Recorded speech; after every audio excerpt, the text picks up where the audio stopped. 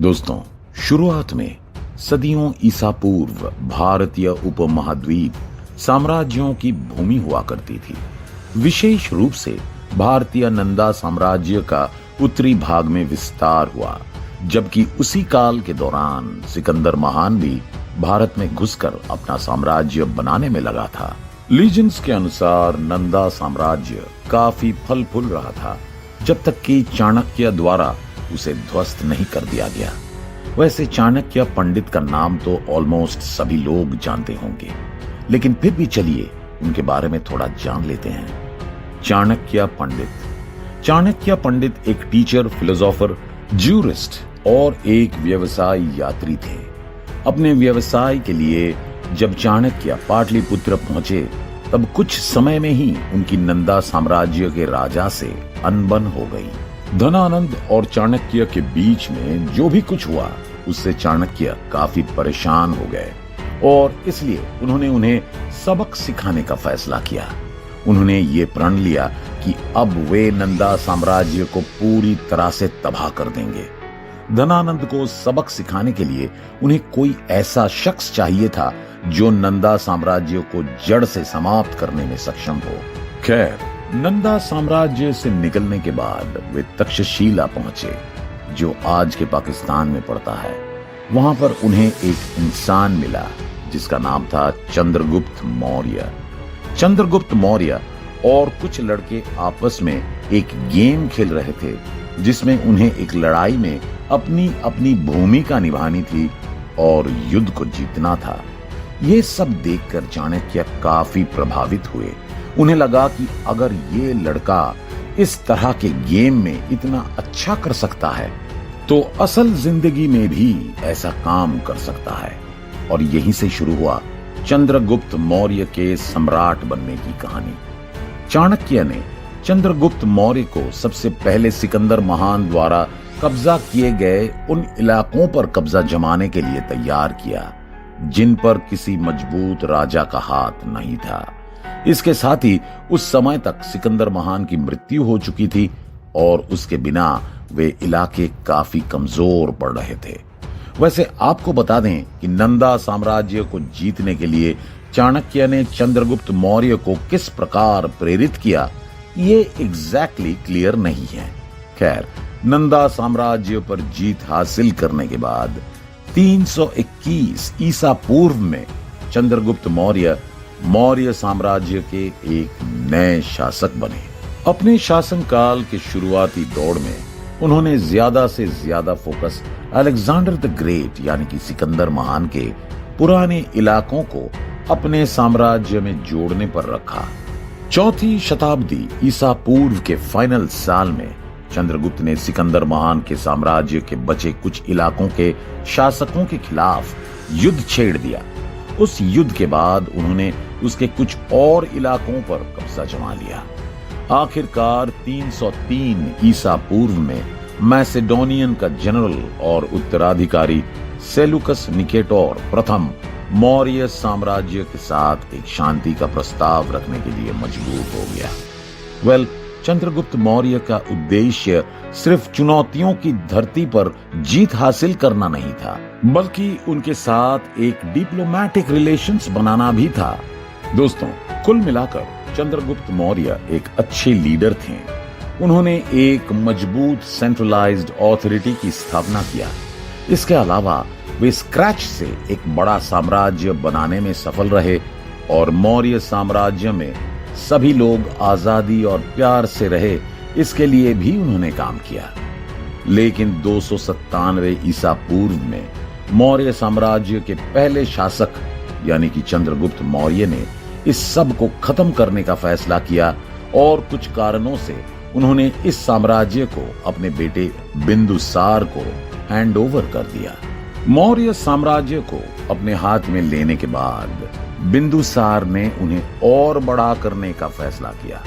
वो मौर्य साम्राज्य को साउथ की ओर बढ़ाने लगे और आज के कर्नाटक तक उन्होंने साम्राज्य का विस्तार किया। इतना ही नहीं, आगे चलकर उनके शासन काल के दौरान ऑलमोस्ट भारत का हर एक हिस्सा मौर्य साम्राज्य के अंदर आ गया। हालांकि तक्षशिला में काफी विद्रोह भी हो रहा था और अपने शासन में वो और अधिक चुनौतियों का सामना नहीं करना चाहते थे, इसलिए उन्होंने सभी विद्रोहों को दबाना शुरू किया। ऐसा कहा जाता है कि उनकी मृत्यु लगभग 270 ईसा पूर्व के आसपास हुई थी। खैर, उनके रहते ही उनके बेटों में सिंहासन को लेकर काफी मतभेद होने लगे थे और कई बार झगड़े भी हुए। लेकिन बिंदुसार के बाद जो अगला राजा बना उसका नाम था अशोक, जिसे सम्राट अशोक और अशोका द ग्रेट के रूप में जाना जाता है। करीब 270 ईसा पूर्व के दौरान सम्राट अशोक मौर्य साम्राज्य के नए राजा बने और यहीं से मौर्य साम्राज्य के इतिहास का हैरान कर देने वाला पीरियड शुरू हुआ। पहली बात तो जब उन्होंने अपने भाइयों के खिलाफ युद्ध करके अपनी क्रूरता दिखाई तो उन्हें भारी संदेह की नजर से देखा जाने लगा। कई लोगों ने पाया कि उनका राजा एक क्रूर राजा है, लेकिन सम्राट अशोक इससे परेशान नहीं हुए और वे अपने लक्ष्य को हासिल करने में बिजी रहे। मौर्य साम्राज्य अब तक जो लक्ष्य देखते आ रहा था उसमें वो फेल होते जा रहा था, यानी कि कलिंग पर जीत हासिल करना। 260 ईसा पूर्व का अंत हो गया और आखिरकार सम्राट अशोक शानदार ढंग से ऐसा करने में कामयाब रहे, यानी कि कलिंग पर जीत दर्ज करने में सफल रहे। ऐसा कहा जाता है कि कलिंग युद्ध में मोटे तौर पर 1 लाख लोगों ने अपनी जान गंवा दी, जिसमें आम नागरिक भी शामिल थे। इसके अलावा दसों हजार लोग बेघर हो गए या तो युद्ध की वजह से अफेक्टेड हो गए। इस सब से सम्राट अशोक को काफी पछतावा हुआ और वो युद्ध को छोड़ बुद्ध की शरण में चले गए। बुद्धिज्म अपनाने के बाद उसकी मॉरलिटी उनके अंदर दिखाई देने लगी। उन्होंने पूरे साम्राज्य में नए पॉलिसीज को लाना शुरू किया, जिससे साम्राज्य और आम नागरिकों को उसका फायदा हो सके। उनका ये कदम न सिर्फ बुद्धिज्म को फैलाने में सफल साबित हुआ, बल्कि ये पीरियड नॉन वायलेंस यानी कि अहिंसा के रूप में भी जाना जाने लगा। ऐसा कहा जाता है कि इसके बाद उन्होंने साम्राज्य के विस्तार का विचार भी अंदर से निकाल दिया, क्योंकि अगर साम्राज्य का विस्तार होता तो जाहिर सी बात है कि हिंसा भी होती। खैर, लगभग 232 ईसा पूर्व के आसपास सम्राट अशोक की मृत्यु हो गई और उनके बाद उनके बेटों में से कोई भी साम्राज्य को संभालने में सक्षम नहीं रहा, क्योंकि उनके बेटों में से एक की मृत्यु हो गई थी और एक अंधा था, जबकि तीसरे के बारे में अधिक जानकारी नहीं है और चौथा बुद्धिज्म को देश विदेश तक फैलाने में बिजी था। इसलिए उनके पोते ने मौर्य साम्राज्य की राजगद्दी संभाली, जिसका नाम दशरथ था। दशरथ एक भयानक शासक नहीं थे, लेकिन वे अपने दादा सम्राट अशोक की तरह अधिक ताकतवर भी नहीं थे। उनके शासनकाल के दौरान मौर्य शासकों द्वारा जितने भी इलाकों को जीता गया था वो खोते चले गए और इसे मौर्य साम्राज्य का अर्ली डिक्लाइन के रूप में देखा गया। हालांकि दशरथ ने अपने चचेरे भाई संप्रति द्वारा सत्ता को खो दिया और उनके बाद संप्रति को राजा बनाया गया, जो खोई हुई जमीनों को वापस मौर्य साम्राज्य में लाने में कामयाब रहा और कुछ समय तक साम्राज्य को रीस्टेबलाइज किया। हालांकि संप्रति ने जो काम किया था उसे आगे मौर्य शासक मेंटेन नहीं कर पाए। उनके बाद मौर्य साम्राज्य के उत्तराधिकारी के रूप में उनके बेटे शाली शुक ने राजगद्दी संभाली, लेकिन वे अपने काम को बखूबी निभा नहीं पाए। इतना ही नहीं, गार्गी संहिता के युग पुराण खंड में उनका उल्लेख एक झगड़ालू अधर्मी शासक के रूप में किया गया है। दोस्तों, शाली शुक के बाद देव वर्मन आए, जिसने 195 ईसा पूर्व तक शासन किया और पिछले शासकों से वे अधिक प्रभावशाली रहे, लेकिन सम्राट अशोक के जैसे साम्राज्य को जोड़ने में सफल नहीं हो पाए। यहां तक कि पिछले शासकों से अधिक प्रभावशाली होने के बावजूद वे साम्राज्य को टूटने से बचा नहीं पाए और ना ही उनके उत्तराधिकारी शतधन्वन ऐसा कर पाए। 195 ईसा पूर्व से लेकर 187 ईसा पूर्व तक मौर्य साम्राज्य स्थापित रहा। लेकिन इसके बाद अब मौर्य साम्राज्य का अंत होने वाला था। जी हां, बिल्कुल सही सुना आपने।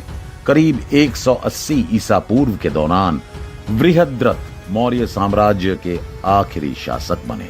ऐसा कहा जाता है कि सम्राट बृहद्रथ ने अपने एक टॉप सेनापति पुष्पमित्र शुंग के द्वारा लीड किए गए एक मिलिट्री परेड में हिस्सा लिया। हालांकि पुष्पमित्र शुंग ना तो भरोसे के लायक था और ना ही एक वफादार सेनापति था।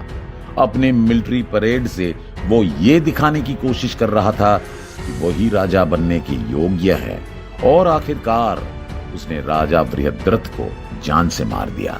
इसके चलते मौर्य साम्राज्य अचानक से ध्वस्त होने के कगार पर खड़ा हो गया।